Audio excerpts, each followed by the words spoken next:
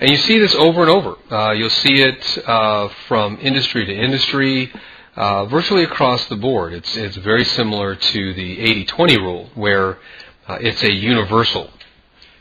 So, big deal. Okay, so you have the S-curve. Who cares? Well, typically in any sort of manufacturing environment, the individuals who are making this stuff will lag the marketplace. In other words, there's really no way to predict demand unless you become adept at somehow finding a high demand item and then fueling it. Now, with the Beanie Baby craze, I don't want to give the company too much credit, but it seemed to me that the company that manufactured Beanie Babies was creating the demand or fueling the demand. Okay, and they would do that by artificially contracting supply and doing some other funky things. But let's just look at a general situation. So general situation, typically speaking, you'll have the supply line going like this and, notching down a little bit. And then you'll see the supply and demand lines cross.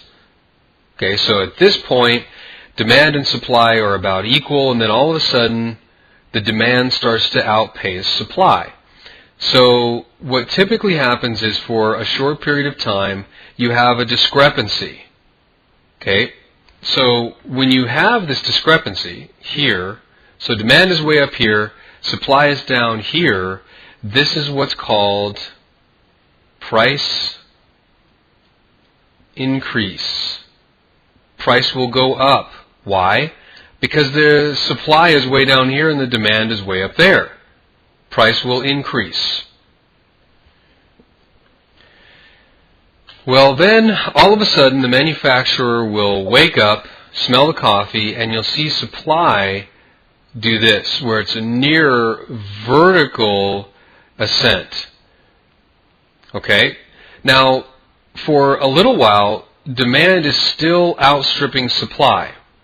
Now here you get to a point where supply and demand are basically equal again.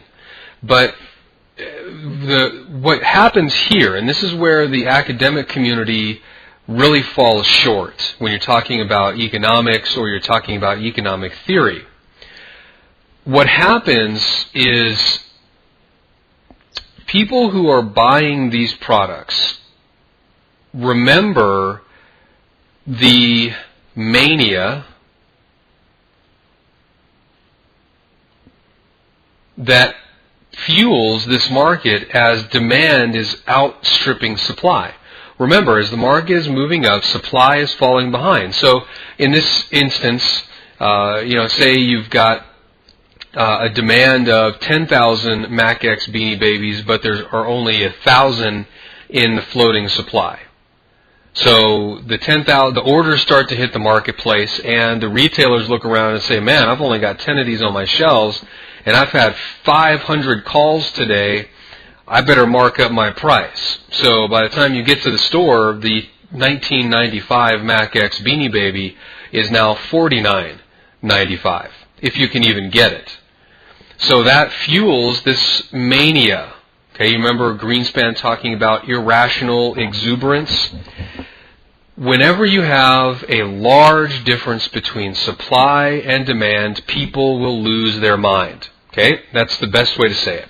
So people have lost their mind, and they lost their mind back here. So as price continues to climb, they still remember this area, and they keep thinking, holy crap, there aren't enough of these MacX Beanie Babies to go around.